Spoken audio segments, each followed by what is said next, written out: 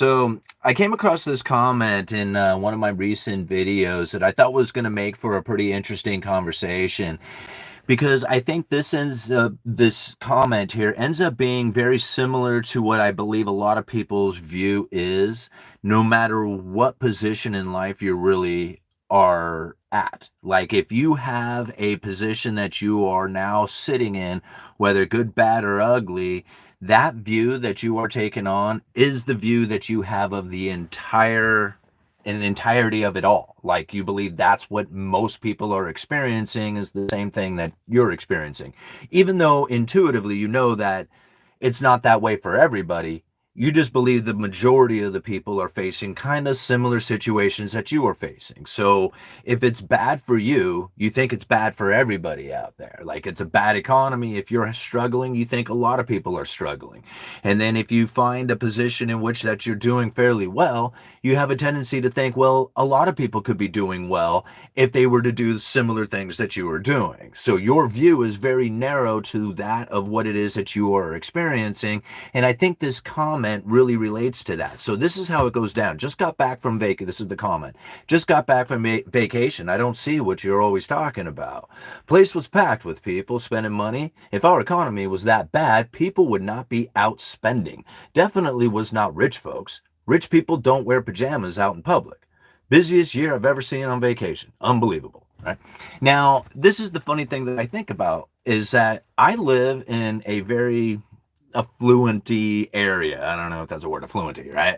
Affluent area where the price of the real estate has really dramatically risen due to the influx of retirement community, hospital district workers, remote workers from Portland have all moved out to the Astoria area, and the elevated real estate prices are just extreme here. Now, the people, like the property owners that are now here, are generally that of what you would expect from this rise of retirement community, hospital district, all these people. So they're fairly well to do, I would think. Like they drive nice cars, I mean, they are working class people, but it's, hiring work and or retirement. I cannot believe how many people around here wear pajamas out in public. It just blows my mind. And I'm like, are these people like really that lazy to not put on clothing, but they have to wear pajamas? I mean, we live in a nice area. You drive nice cars and you guys are going out in pajamas? And I mean, I'm not just talking like little girls going out in that. I'm talking like, people, And so anyway, yeah, I can believe that rich folks wear pajamas because I see it all the time, right? I live in an area that would get that. But here's something else that I found pretty interesting about it. It was just like, okay, everywhere that you went, you saw people spending money. Well, do you think that possibly because you have put yourself in an environment of spending money and other people who spend money would also be in that environment of spending money? You're at the hotel, at the restaurants, at the shows, at the ball games, whatever it is that you're going to, that's where people spend money. Now, when you think about people spending money and you see it and the place is packed, do you know that there are people out there who are not spending money who don't get to go there? I mean, there's people out there like that, right? I mean, they're not going to go and line up outside of the restaurant and say, hey, we're all the people who don't get to experience what it is that you're experiencing, so that you can relate to how big it is that the people who are not experiencing that are part of the economy. Like your experience when you look out the restaurant, when you go to the ball games, when you go to is that all these people are out there and that's the majority of the people because that's what you're viewing. But that's not the reality of the situation. The reality of the situation is the people who don't get to experience that are sitting in their apartments not doing anything at all. See, here's the thing. We have to understand 10% of the people are doing 50% of the consumption. 10%, the top 10% of households do 50% of the consumption. Holy moly. How? That means 90% of the people are doing 50% of the consumption. Okay, let's take this in a different fashion because I could not find the answer to it, but how much of the consumption do you think that the top 20% of the people are doing? Like if we took the idea that 10% of the people are doing 50% of the consumption, Right?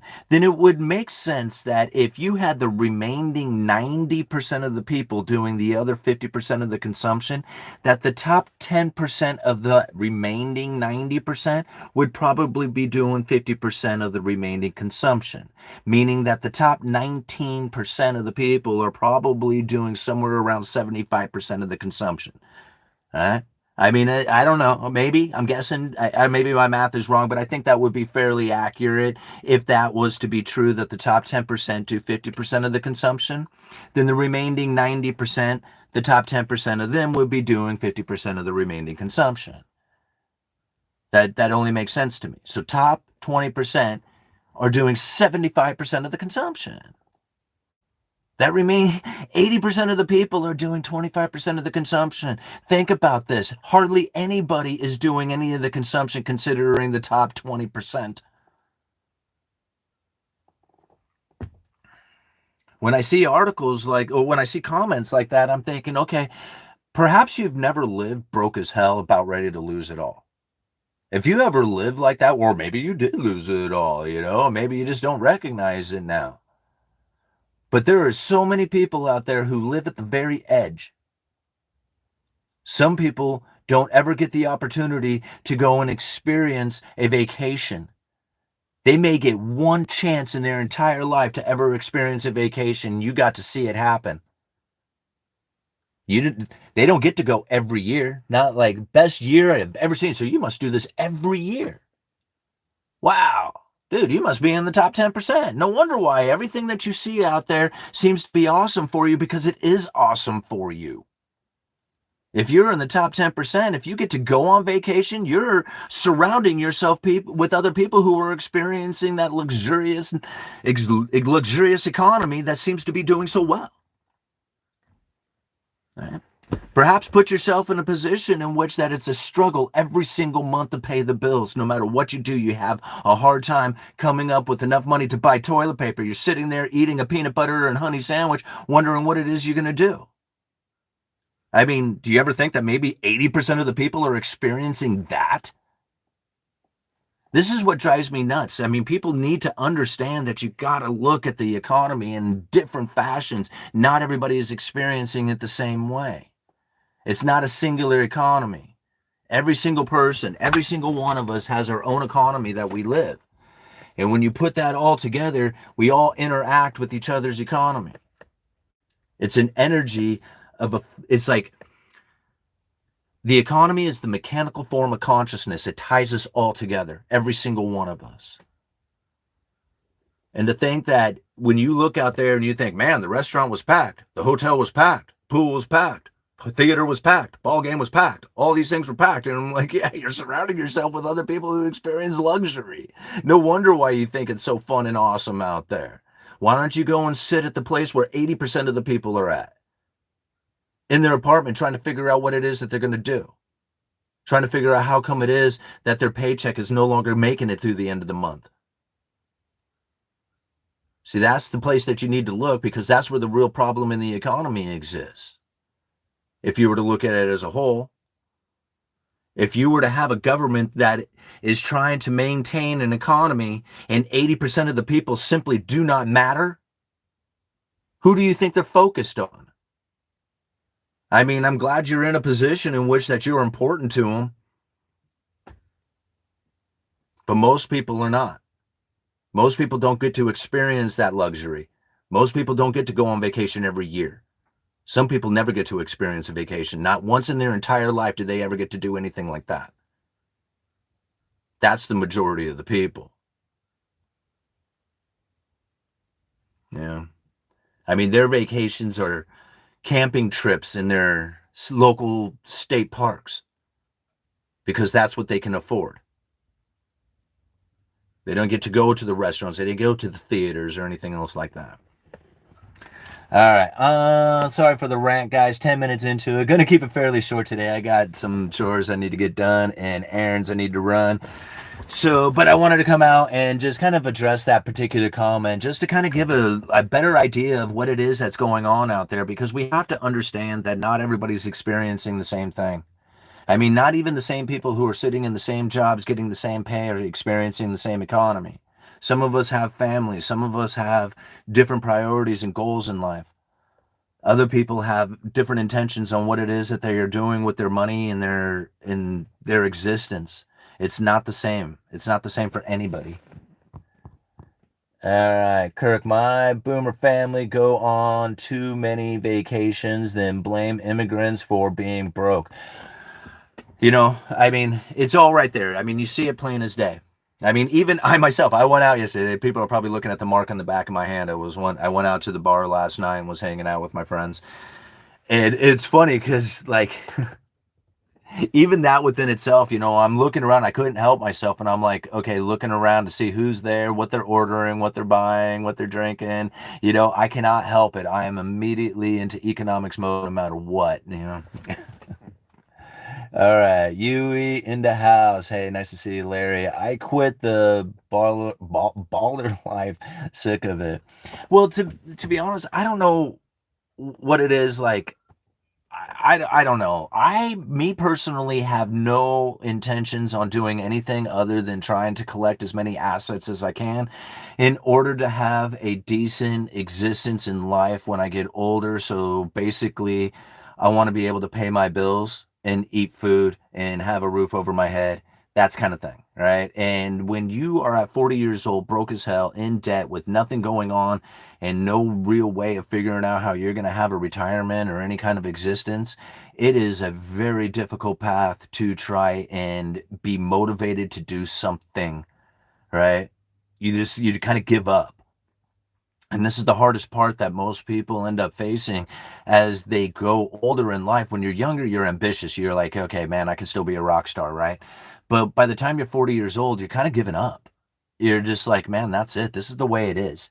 And there's no hope. There's no reason to believe that there's going to be any change to it, because really you don't really have much options that are going to give you any kind of real possibility or shot in life at being that rock star when you're 40 years old. That is the life that I was living. That's the experience that I was having. And I knew that I could change things around. I just didn't know what it was that was going to make it happen, right? But it does take place and you can make it happen. And when most people are suffering with the idea that it's impossible and that the government is set up to hurt you and keep you down, and when you have other people out there not even believing that you exist in life, yeah, you're on your own, right? There's nobody coming to help you in that situation. You're stuck. And if you don't figure that out, that there is nobody coming, there's nobody you can vote for, there's nothing, literally nothing. There's nobody going to show up at the door, knock, and say, hey, man, I'm going to show you an opportunity that is going to be perfect for you, and you're going to absolutely love it. It doesn't work like that, right? And so knowing that there is absolutely opportunity in every single way, going for it in your own fashion is the gift of life. I don't know how to put it, right? It's that journey that you're on. It's the experience that you get from it, and the reward is abundance of whatever it is that you were looking for: wealth, relationship, stability. I don't know, man. I mean, everybody has a different idea. All right. Ice getting $40,000 bonus. So sad. Yeah. It's hard to believe that someone with food stamps watches this channel. It's hard to believe that someone with food stamps watch this channel. Why? I don't understand that. Who said that? Terry Mill Boulevard. Explain that, would you? All right, Yui is king. Well, I appreciate you guys. I mean, I really do appreciate it. Somebody called me a life coach the other day, and I'm like, no, I'm just sharing my experiences and the things that I saw that were going wrong with my life, and the things that I saw that were going right, and the things that changed that made it go right were so. I mean, it's so funny. They were so cliche to think that it's just your thoughts and feelings and energy and behavior and attitude that you carry that really makes the difference in your life. It's so simple as that. Your imagination whatever it is, that picture that you believe your life is, like when you sit there and you close your eyes and you look at your life and you think about it, that's exactly the experience that you get from it. It's the exact reflection. If you see yourself as a pathetic loser, guess what? So does the rest of the world. And the reflection you get is that this world sucks. Well, no kidding, right? But if you know deep down inside that you're helpful and useful, that you see and you recognize when you are helpful and useful, you feel rewarded from it. Just think about it. Anything that you feel good and that you had actually been a benefit to somebody else is probably one of the most rewarding things you have ever felt in your life. And if you pursue life in that fashion, that you are helpful and useful and a benefit to this world, you look at yourself as that. And the world recognizes you as that. And not everybody likes that, right? And that's okay. And that's okay that some people just don't like that. Because there's no way that everybody likes everything the same. There's some people who love things and there's other people who hate that thing that somebody else loves. It's just the way it is, right? And if you're conducting yourself in a way that says, hey, I can conduct myself in a way that makes it so that everybody likes me, you are a manipulator, straight up. Don't even think about doing it that way. Just be yourself and let people who like you, and other people who don't, they don't. All right? I get people who unsubscribe from this channel pretty frequently from some of the things that I said. And I'm like, I'm sorry if it hurts your feelings. I mean, I can't protect your feelings. That's not something I can do. Only you can protect your feelings, that's your feeling, not mine, and it's all about the media. You gave the information anyway. So when I see people whose feelings get hurt, I think to myself, man, that happens to me at times. And I think to myself, why did my feelings get hurt? Why was that important to me? Why did I give it that meaning that all of a sudden now I'm subject to this feeling of feeling resent or mad or hate or something of that nature? I wonder to myself, it was just like, why did I give it that meaning? Isn't that a different way of approaching stuff? When you start looking at it in that way, you think, okay, well, all this has meaning behind it that I can give it. And if I give it meaning that it's all good and it's all beneficial to me and I can use it to benefit my life some way, somehow, guess what, man? Opportunities are pretty much everywhere, even when before you looked at those opportunities as being a negative. You can instantly, easily turn it around to be a positive. Right? It's difficult. Most people can't do it. They come up with all the reasons why it's a horrible event that's happening. All right, what else we got here? That's it. UE has gone too far. I'm out of here. See ya, P Nice. See you at the next video, bro. It's all show, Neil, or else they would imprison the people hiring them. What is that? What are you guys talking about? Learn more from UE about financial markets and economics than ever taught in school. Well, I appreciate that, and I really do think that the information that I share, be nice. I believe that the information I share here is by far the most helpful for the average everyday individual. Like, you can go to an economics class and you can learn how it is that the Federal Reserve conducts themselves so that you can make appropriate decisions as some corporate elitist or trading broker or something of that nature. But to understand economics from a working class point of view, to know what it is that you need to do to conduct yourself in that environment, knowing that we live something completely different. I mean, just the comment that I said earlier. I mean, let me read that comment again, just so we can like keep that fresh in our minds about how it is that a lot of people look at not only like the way that the economy is structured, but also how like many people view the economy, not realizing that there are so many different levels to this, right? So let me read this again. Just got back from vacation. I don't see what you're always talking about. Place was packed with people spending money in our economy. If our economy was that bad, people would not be out spending money. Definitely was not rich folks. Rich people don't wear pajamas. Don't wear pajamas out in public. Busiest year I've ever seen on vacation. Unbelievable. And so now I think about that comment right in itself, right?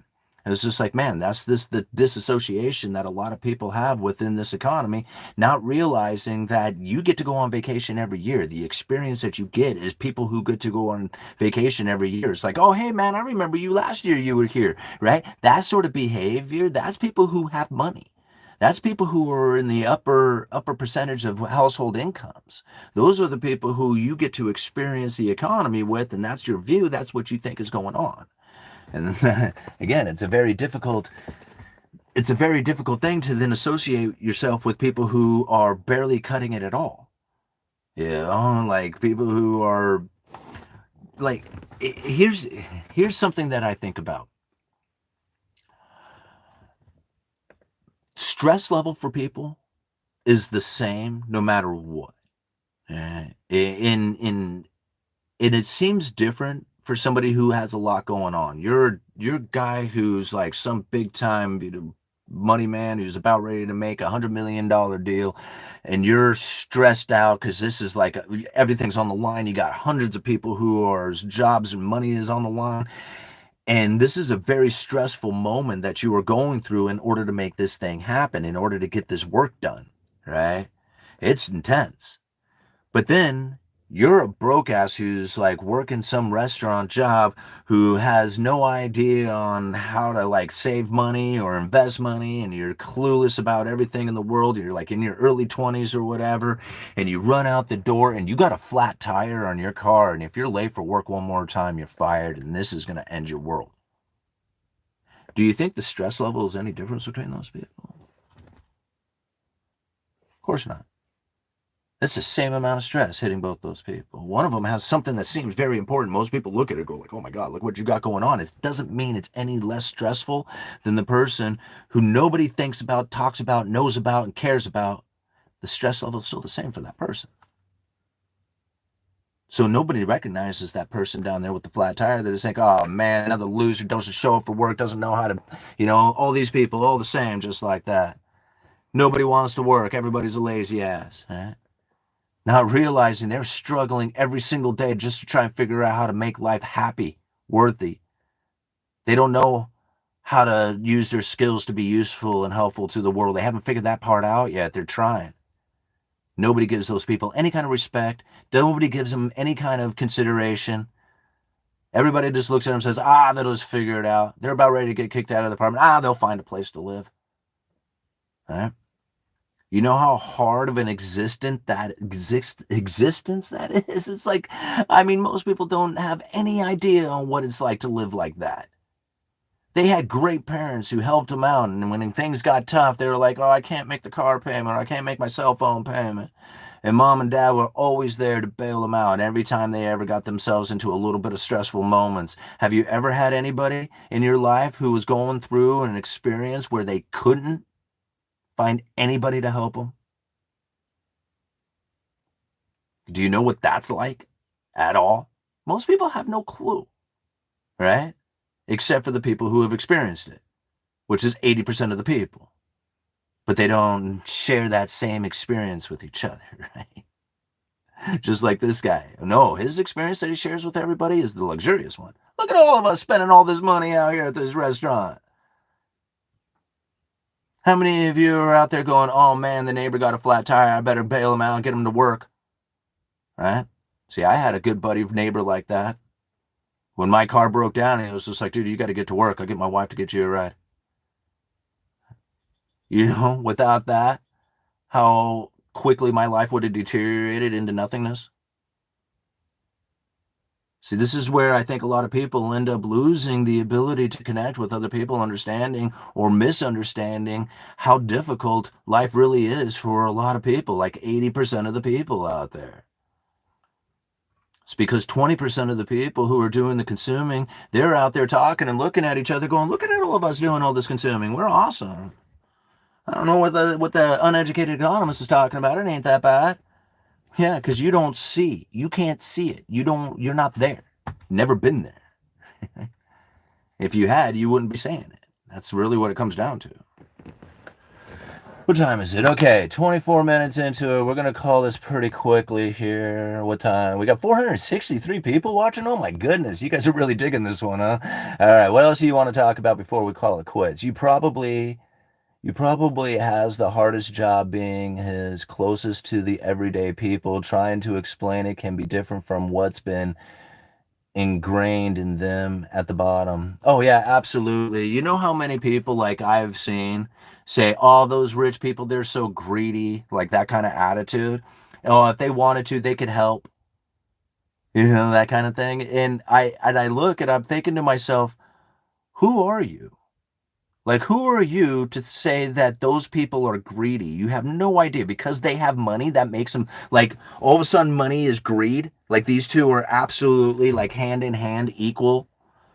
I have a hard time understanding that money is not a sign of greed.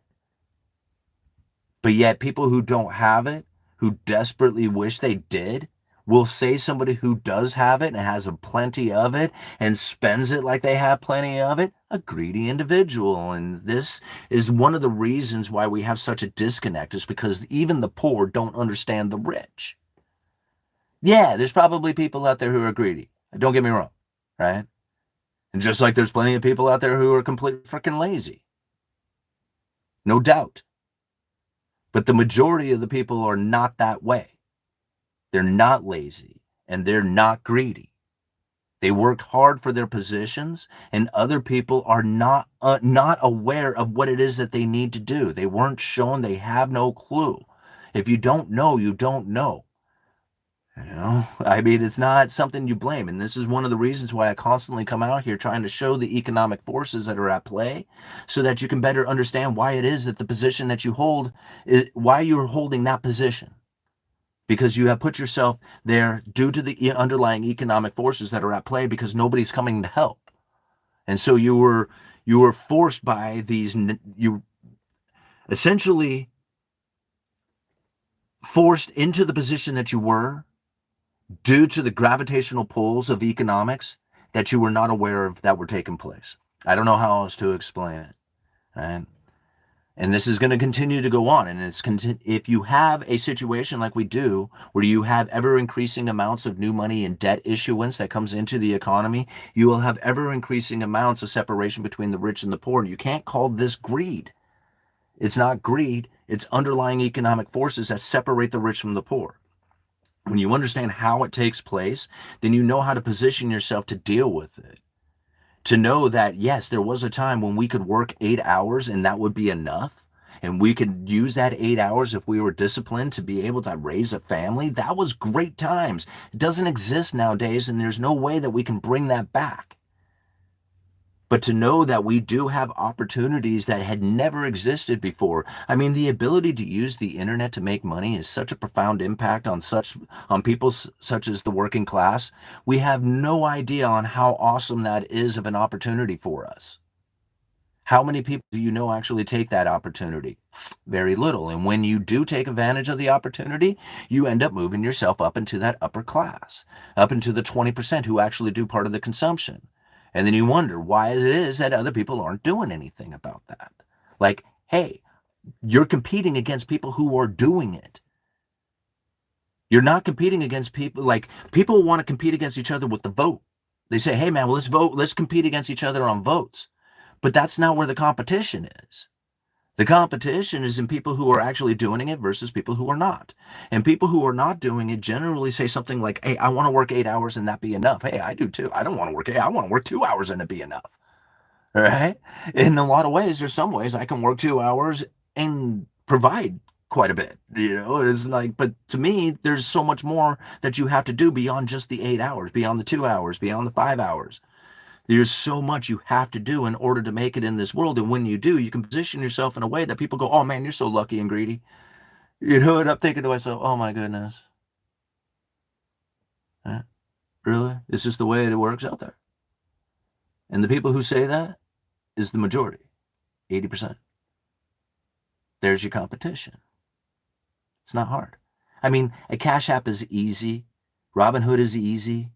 There's so many of these apps out there, these online brokerages where you can put $10 into Bitcoin into a stock, into something that is going to increase in value that you can consider a liquidable asset.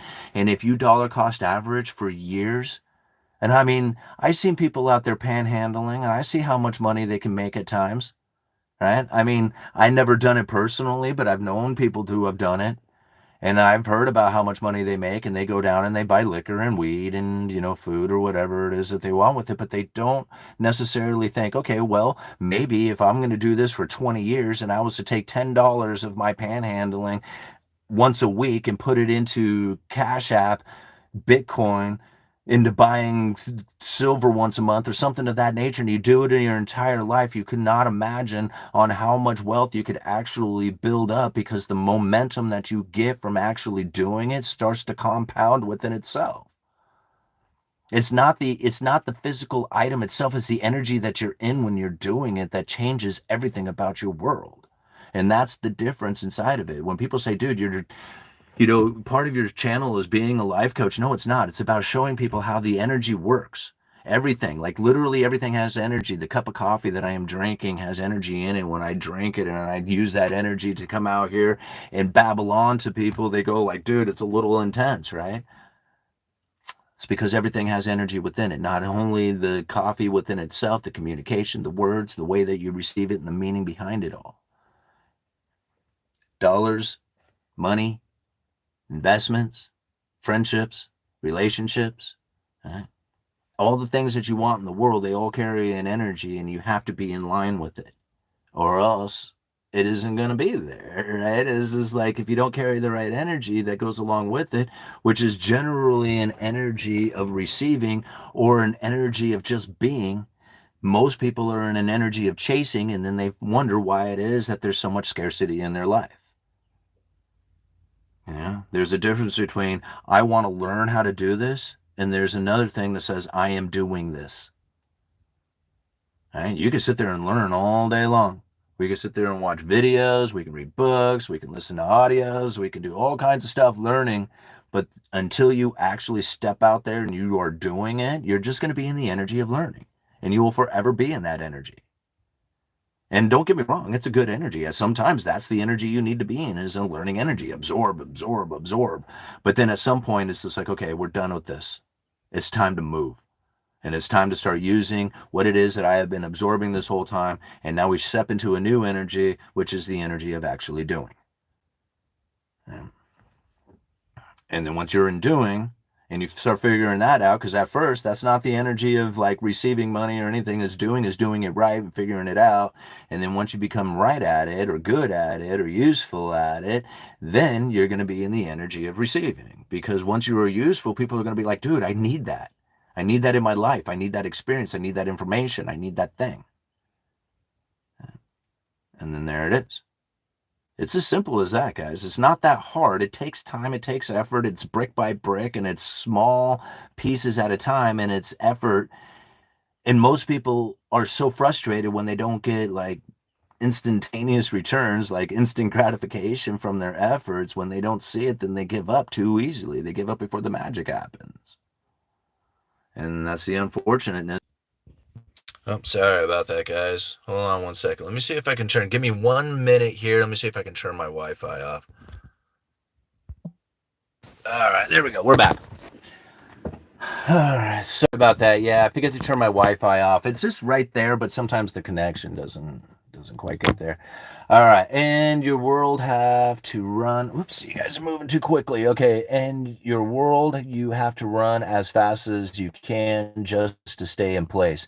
Well, and I mean, I understand that for a lot of people, but then really, if you think about it, if you're running as fast as you can just to stay in place, then start working on ways to relinquish your expenses. Right? I mean, there's always ways to get out of different expenses that you're in, whether it's subscriptions or traveling or something that is out there that you could cut back on. Then you're not running in place. You're actually taking a couple of steps forward. And that's really the way you got to look at it. Earn more or require less is the only two paths for the working class.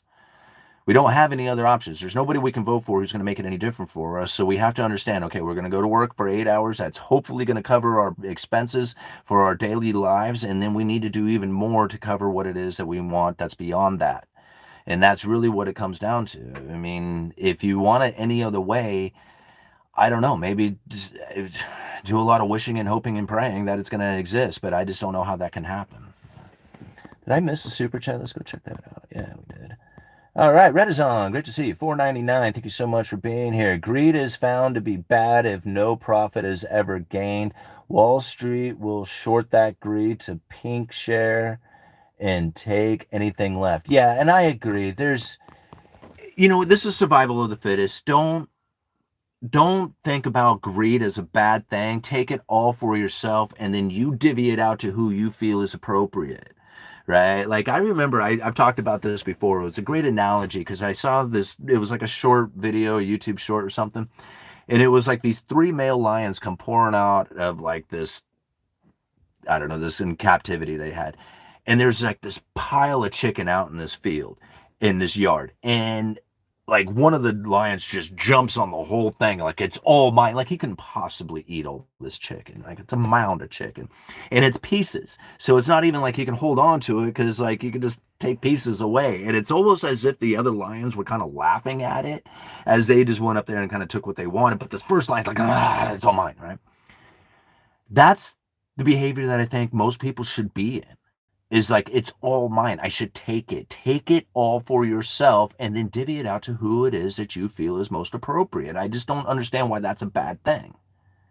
Right? I mean, to me, that's a good thing. That's you like, if you can figure it out, if you can get in it, if you find like your niche in the ability to acquire a mass abundance, take it all. Why are you going to leave any for somebody else? Why? I mean, I don't understand why one would want to do that. Just take it all, and then you divvy it out to who you feel is appropriate for it. And that's really the way I feel that most people should behave, because most people don't do something like that. They hold back on their ability to acquire an abundance. Like, oh, no, I had my share for now. I'm good. It was just like, what in the world? What do you mean you got your share for now? What about the share for later? What about the share for forever? Take your, like, there it is. Go get it, And this is kind of funny because I use this, and then at the same time, I don't do sponsorships.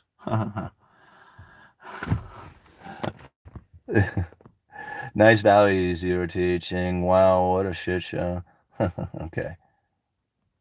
Read the book, The Accidental Century.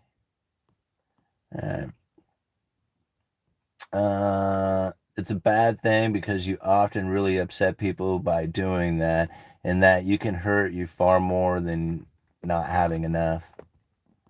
I don't know anyone who has done that for that reason. I think really honestly, people who fish, like commercial fishermen, would really understand it. When you're in it, you take as much as you can. It's almost like a frenzy that you get into to try and get as much as you can.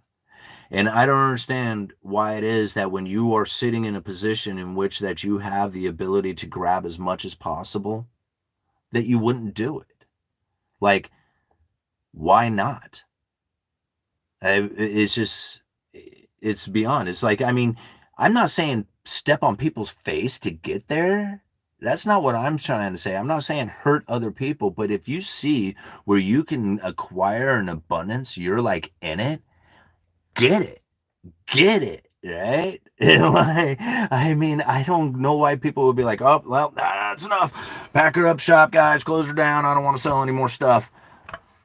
What? Hell no. Like, people tell me all the time, like, it's so funny. At the store, I see this. I get this experience at the store sometimes. Somebody will be like, oh, hey, man, I need a bunch of these things. And I'm like, okay, here, well, let's grab them all. He's like, oh, well, I don't want to take everything you have off the shelf. What if somebody else needs it? And I'm like, if you came in and bought every single item out of my entire store in one day, do you think I would be upset about that? All right? Buy it all. I will get more. Right? I don't like, tough luck for the next person. Just don't bring it back. That's all I ask, But for somebody to say, hey, I need it all, but I don't want to buy all of it off of you. I don't want to take it all. And I'm like, why not? Yeah, I want you to take it all. I want you to buy everything I have. I don't want you to not buy something when you want it. I want you to buy it. It'll cause imbalance. I don't know about that. All right. I bought as much gold as I could out until I was outpriced. Those that are laying down might get stepped on. Good. To extend it, responsible hunters know this, as is a responsible fisherman. Yeah, and this is where I'm kind of getting at again. When you, okay, if you are a hunter and you got a limit of 7 ducks and you have 4 of them in your bag, you got 4 big old fat greenheads in your bag, and you have the ability to shoot 3 more, and you're like, nah, I got enough. I mean, why wouldn't you stay out there and shoot 3 more? I mean, you're in it. You've gotten 4 greenheads already. Why not go for 7? Right? I mean, this is the attitude, you know. And that's why I like commercial fishermen, because they actually get to go for as much as they can get. Right? That's what they're doing out there, is they're loading up for that exact purpose. So to get in and go for it. It's just like, no, I got 4 greenheads. I'm good. I'm just gonna call it. Well, your limit is 7. Go for 7, right? I mean, that's why they have, like, when I was a kid, it used to be 4 birds. Now it's 7 birds you can get. Well, right. That's because we're all conservative hunters who want this thing to continue onward.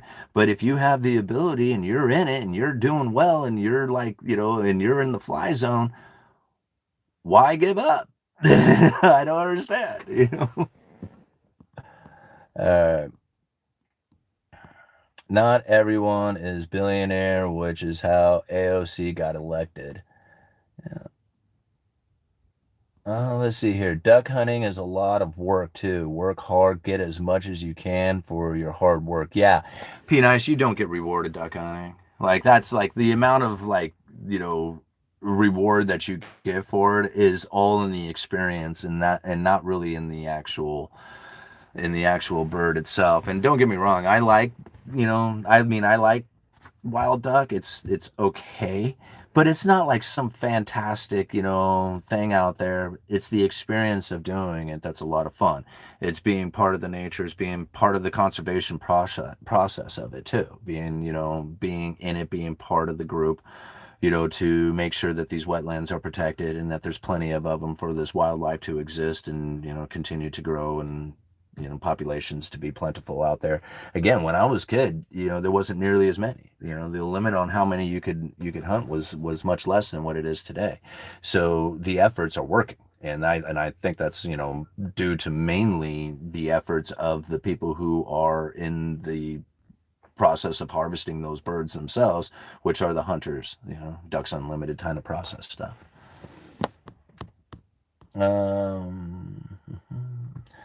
My buddy's mom would say, looks like we are almost out of venison. July, May. Didn't matter. We went and got more limits. Hunting season, sure, okay. Yeah, well, I mean, that happens out there, and there's a lot of people who really, there's times in their life they're like, man, I don't know what else I can do. And they know where there's some food at. And like here where I live, when the fish are running, there's a lot of them. There's a lot, and not saying anything about it, but there's been plenty of them that have been harvested that didn't have any kind of tag or license or anything like that. All right. Hey guys, we're 43 minutes into this. I was only going to do a half an hour video. And I got to take off here in just a few minutes. This was a lot of fun. I really appreciate everybody coming out on this one. We had it up there for quite a few views. I mean, over 500 viewers at one point. But I think this is an incredibly important thing to try and relate to. And I think that comment, I mean, I'm going to read it one more time just because I think it was so it's so profound for the discussion to understand that everybody is living a different economy, because this person, obviously his economy is rocking, and I'm actually glad to see it, because this is exactly what it is that I think people want to be in, is to have this sort of experience in their life where they're like, dude, I don't know what you're talking about, everything is swell. Right now, that's really where I think a lot of people want to be. And so for this individual to actually be there, that's actually cool. right? I mean, to give it that sort of meaning, not like I kind of was very negative on it at the beginning of the video, and I was realizing that as I was saying it, that I really shouldn't do that. It's not a negative thing. This is actually a very positive thing to look at, is to understand that there are people out there who are really enjoying their lives, and that you can too. And that it's obvious that there are people who are doing it, or else this comment wouldn't exist. This is proof of it, to know. Like, it's not, yeah, some people make it and other people don't, and I'm one of the people who don't. Yeah, that was my attitude, and I didn't realize that it was that attitude that kept me in that spot, right? So just know that even like this individual here, who may seem, and for the lack of a better term, ignorant towards the idea that there are actually broke people and poor people out there, right? Just know that these people exist, that there is this existence out there where there are in a way of life that doesn't reflect that of a bad economy. And that's where I think most of us really want to be. So know that this individual here is experiencing that, and that you can too. And that's how I'm turning this into a positive. Like, it's a positive comment. Even though I didn't relate to that being a positive comment in the beginning of the video, that's what it really is. Okay? And unfortunately for this individual who can't see it any other way, maybe after this video, it'll dawn on them, okay, yeah, you're right. My experience that I get is a much different view than what it is that everybody else is experiencing out there. Because there's some people who are doing even better than this guy is.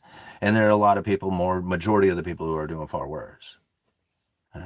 And that's the understanding that we have to take on for our own selves. So, I mean, not everybody's going to get the experience of knowing what it's like not to have anything, right? To be completely broke, to be homeless, to be, without help or friends or family or anybody around. You're just like literally on your own, and you're on the streets. Like, that sort of thought. Like, I don't know how many people have any idea on what that would be like. I have no clue. Right? I have no clue. Like, I can imagine what that would be like, but I have no clue of what the reality of that situation would really be like.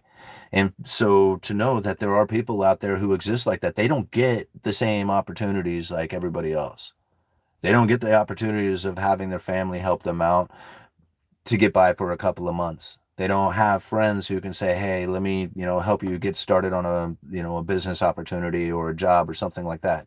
They literally have nobody in their life. And that's weird. It's hard to imagine. Let me go check out this other super chat real quick here. We got Reddit on again. Was Reagan AG Sec greedy to say go big or go home? I don't know. Like, again, I don't see it as being greedy when you're going for as much as you can. As much as you can. Like, is working more than 8 hours greedy? I don't get it. Is working more than 8 hours greedy? And then if you take the extra hours that you are working and then you turn that into stocks, bonds, real estate, gold and silver, Bitcoin, and it goes up in value, and then you find yourself in any ability that you don't have to work anymore, and people will say, oh, dude, you're greedy? It was just like, well, well, I guess it was. I took more hours when you could have taken them, but you didn't take them, so I took them, and then now I'm a greedy person. I don't get it. I just I gotta go, guys. This was fun, but I gotta go. Uneducated Economist, you let me know.